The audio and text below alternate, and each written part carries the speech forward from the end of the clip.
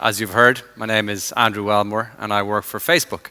I work for our Global Advertising Solutions team in our EMEA headquarters in Dublin.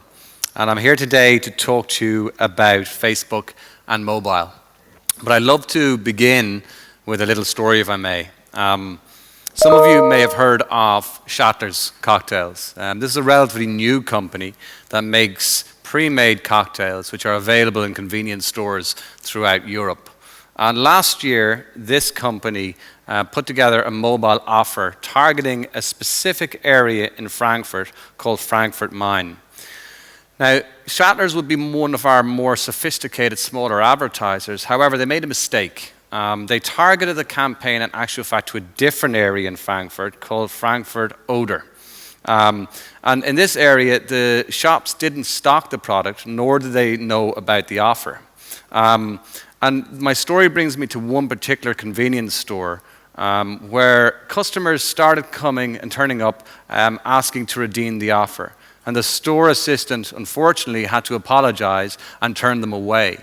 But as more and more people turned up to redeem the offer, the manager had to step in and call Shattler's distributors and ask them to deliver some of the product to the store.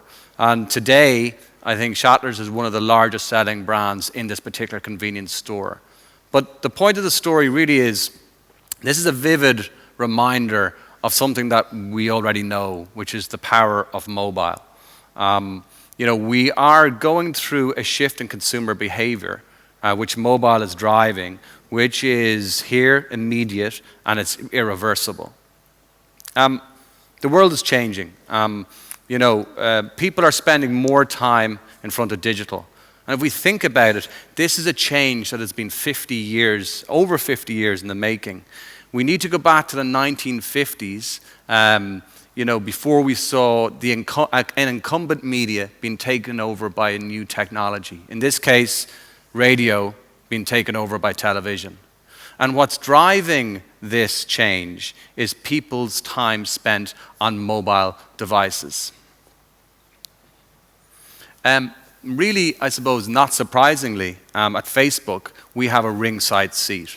When we launched the company 11 years ago, and I haven't been with them 11 years, but the Facebook app, was nowhere to be seen.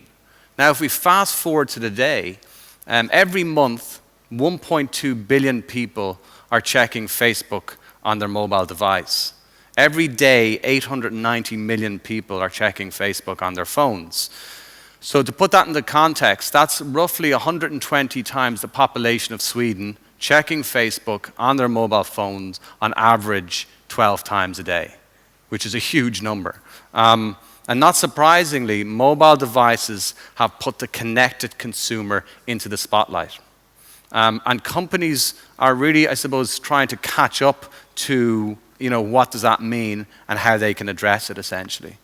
I believe there's a fundamental shift in the way consumers are behaving, driven by mobile, and that represents a huge opportunities for companies and organizations to take advantage of this if they focus on it in the right way and with the right energy. But first, let me take a step back. People kind of ask me about the connected consumer, and there's this, I suppose, notion of it as, the connected consumer as being predominantly a 21st century phenomenon. In actual fact, it's not. The connected consumer has been around as long as retail has been in existence. So let me take a step forward. This man behind me here is a very important person to me. That's my grandfather. My grandfather owned a fabric stall in the 1960s and the 1970s. And this fabric stall provided for his family, but it also was a focal point for family and friends. My grandfather knew a lot about his customers. As well as knowing what fabrics they wanted to buy, he also knew their names. He knew where they lived. He knew their children's names. And he also understood through a long period of time, what the parents' aspirations, what their goals were, what their dreams were for their families and children. And this was all part of the service. And so, if we think back to that era, people went to their local store because of the connection to the store owner. They knew that individual. And in my grandfather's case, he could anticipate the wants and needs of his clients because he knew who they were. And in many ways, this was the golden era of service. And word of mouth was the major form of marketing. And something happened. Mass media, mass marketing came about, which eroded the personal connection between the store owner and the customer. We had access to more information. We had access to more brands. But what happened was there was the emergence of a brand. So if we think about it, the relationship between the shopkeeper and the customer, which was a very personal relationship, changed and was focused more so on a product relationship. And these products serve a real purpose. They, in a world of expanding international travel, in a world of greater choice, they really serve as a comfort blanket, as a familiar reminder of where we're coming from. And an example I always talk about is last year I was on my way to somewhere in China. I had a transfer for 8 hours in this little airport. I didn't know anything. I didn't know the brands. I didn't know really where I was, and the restaurants were closed. But what I did have, in my case, was a packet of Mars bars, for whatever reason. I won't go into that. But I suppose that really was my connection to home.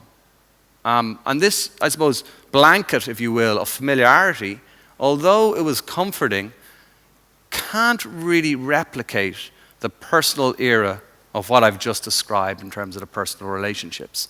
But I believe we're at a point in time where we can combine the mass marketing of the 21st century with the personal era of the 19th and early 20th century.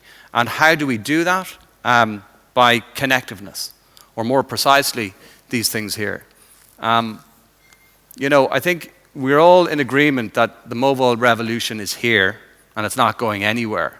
And if we think about it, the global shipments of mobile phones outstripped global shipments of PCs, not 1, not 2, but 3 years ago.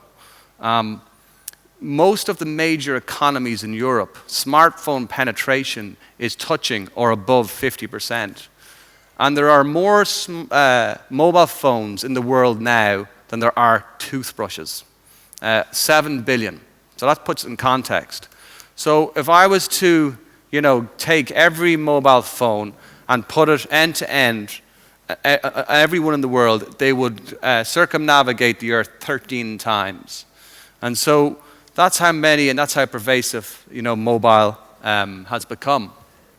And in this fast-paced environment and how quickly the mobile revolution has happened is a challenge to a lot of traditional companies, but also not so traditional ones. I've been in Facebook for 5 years, and 5 years ago, we didn't have a mobile app, but about 4 years ago, we were taken off guard. We didn't realize the pace and how quick the mobile revolution was happening. And so as a company, we went through quite a painful period of readjustment internally in order for us to become a mobile-first company, which is what we would consider ourselves now. And for any company, that process of change is a difficult one. What do you focus on? What can you safely ignore? And throughout the process of us focusing on changing into a mobile company, I think one thing became prevalent, that is, the mobile revolution is not about technology. It's about people. Connectivity gives people the freedom to express themselves as human beings. And what does that mean? It means to create. It means to gather. It means to express ourselves whenever and wherever we wish. And that's why mobile is such an important part of our lives. In a recent global survey we looked at, 79% of people want to be connected to the web wherever they are. and 49% of people feel left out, as it were, if they're not connected to a social network. So we've kind of moved from the feeling of missing out to the fear of being offline. And I think really, you know, we've really, I suppose, learned that people really are capable of moving very much faster than businesses. You know, one of the things that we can all agree on is that this growth in mobile has been absolutely huge. But if you think about it, I can guarantee that it's moving quicker than we think. It took television 67 years to reach a penetration of 1 billion viewers. It's taken smartphones 5 years to reach that number. And you know, we're seeing faster adoption rates with tablets. But really, when we're looking at the speed, you know, of the growth of mobile, there's one customer behavior, or consumer behavior, I should say, that really stands out, and that's the use of video. Video is a major transition in the way people are communicating. We have moved from text to image to video. And really, you know, I would call video as the native language for mobile. It's key to how you connect to the connected consumer. We've seen a huge increase in mobile usage across Europe, 100% in the last 12 months. But when you compare that to the increase in video consumption at a global level of 500%, there's a huge difference. And even more recently, if we look at the video usage globally, it has doubled, and now accounts, in the last year, and now accounts for 25% of all internet traffic globally. And by 2018, according to Cisco, mobile video will account for 69% of all internet traffic globally. Think about that number. That is absolutely huge. So really, to put the size and pace of video's growth into context, I'd like to refer to the largest cultural meme of last year, which really, I suppose, demonstrated the move from an image-based web, as it were, to a video-based web. And that's the ALS Ice Bucket Challenge. Really, you know, this was founded in 2012 by a student in America who was diagnosed with the disease. And really, I think it was called a Cool Water Challenge at that stage. But as you know, one of the key differences between this and previous cultural memes was, like the no makeup selfie, was that this one used video. And really, this spread, videos spread like wildfire online. People like my friends, my family, I'm sure your friends and family, but also key influencers such as Bill Gates, David Beckham, Oprah Winfrey, and even our own Mark Zuckerberg partook in the challenge. Hi, I'm David Beckham, and I'm accepting Ryan's ALS Ice Bucket Challenge. I'm glad to give to ALS. Governor, I accept your challenge.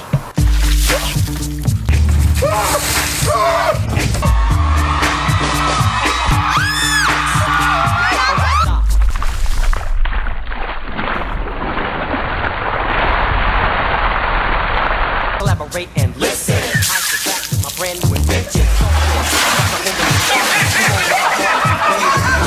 Never stop, yo. Turn off the lights and I rock a mic like a vandal. Light up the stage and jump like a candle. Think of that boom, I'm killing your brain like a poison mushroom. When I play it, don't matter. Anything less than the best is a felony. Love it, believe it, you better can't wait. You better hit fools out of shit, don't play. If it was a problem, yo, I'll solve it. Check out the book, watch the day wrong. There's no end to it. There's just...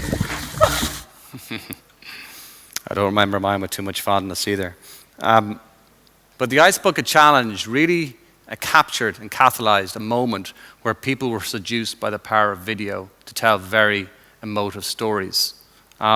Suddenly, millions of people were comfortable posting videos of themselves and sharing them online, but also comfortable in looking for great content in video form in places like the newsfeed and Facebook. And the ALS Ice Bucket Challenge is what viral fundraising looks like in a world where video has truly gone global and mainstream. The numbers are staggering.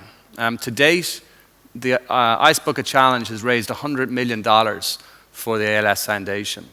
On Facebook, there have been 17 million videos viewed over 10 billion times by 440 million people in 3 months only. That's 3 months. That's a huge amount. And at Facebook, we're witnessing this firsthand. Every day, there are over 3 billion video views on Facebook, and 65% of these happen in mobile. And when we asked our users recently how do they discover content, 79% of them discover video content in places like Facebook. And so what does this mean? What does this look like? Well, let me give you a look now.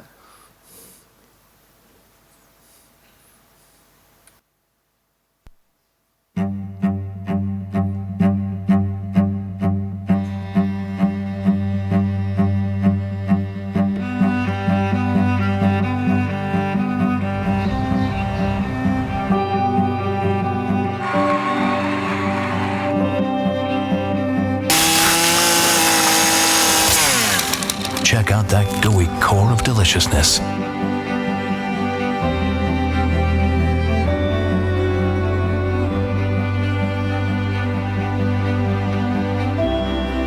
時間だけは自分が変身できて、でものすごい力をもらえますね。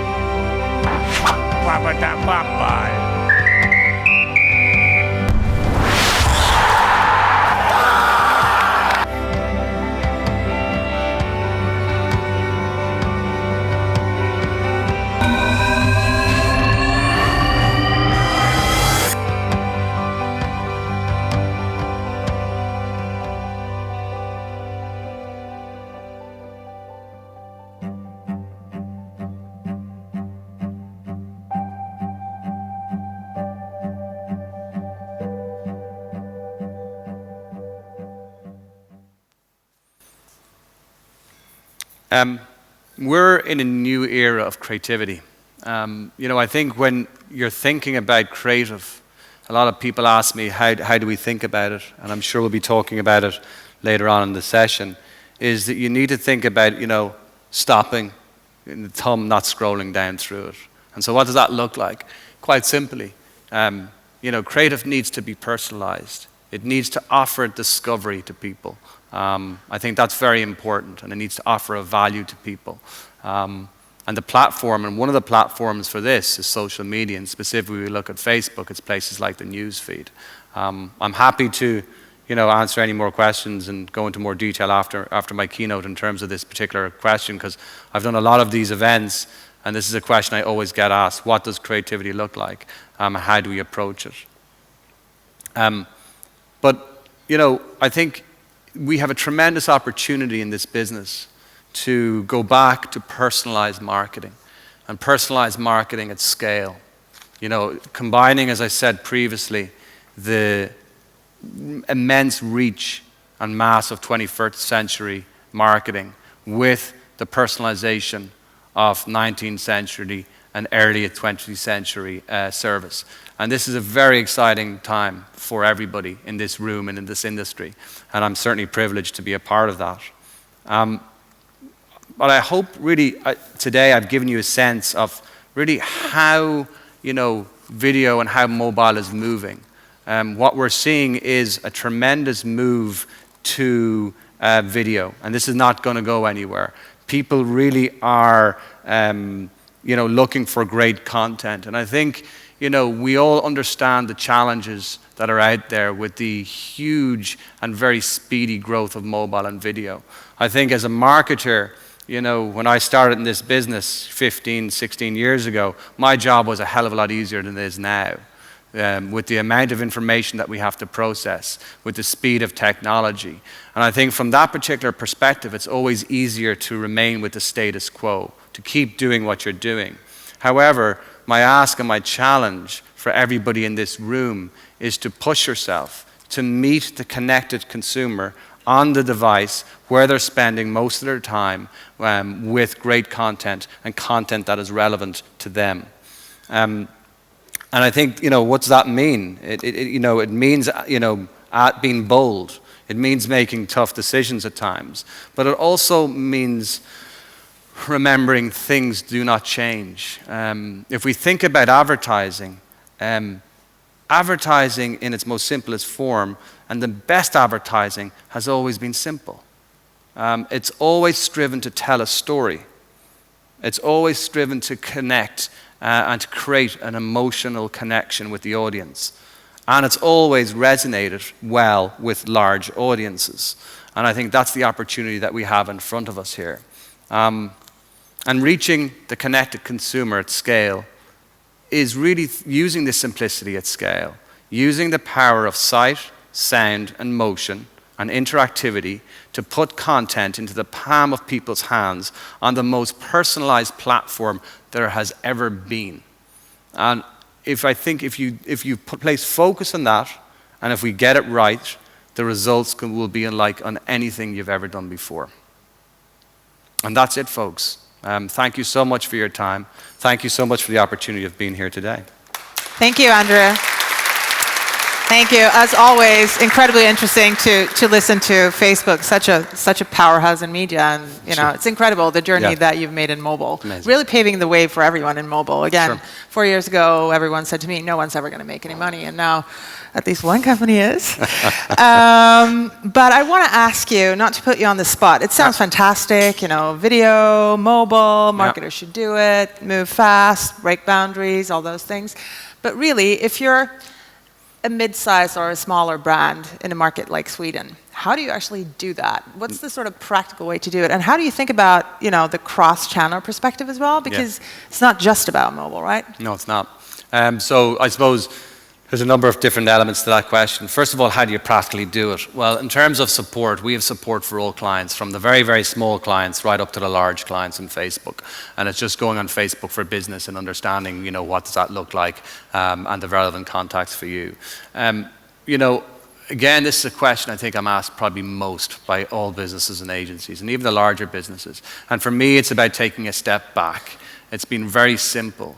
What is your target audience? What is your key goals and objectives? I think one of the things that, and I think we're guilty of this in Facebook, is that we've probably made it hard for people because, we've made it a little bit complicated. And so what we're doing is we're taking a step back with all our clients, large and small, and really focusing on a few key things. So first of all, understanding your audience. Who do you want to target? Because if you don't understand your audience, you won't be able to target them with relevant content. Understanding what content resonates. I know it sounds simple, it sounds very straightforward, but this is how it works in other mediums, and Facebook should not be dissimilar to any other medium, basically. And then understanding, what are your KPIs? How are you going to measure success? Because everybody can go on Facebook. Facebook's easy. Once you advertise on Facebook, essentially you have an instant mobile strategy. You create a Facebook page. Well, that Facebook page is going to render on mobile. You advertise on Facebook, those advertisements are going to show on mobile. But it's understanding who you're going to target, how you're going to target them, and what is your key KPIs that is going to achieve success. And I think there are just a few practical tidbits. I can go into a lot more detail, but I don't think I could do that right tonight. now. But it was great. Thank you so much, Andrew. Thank you. You got it.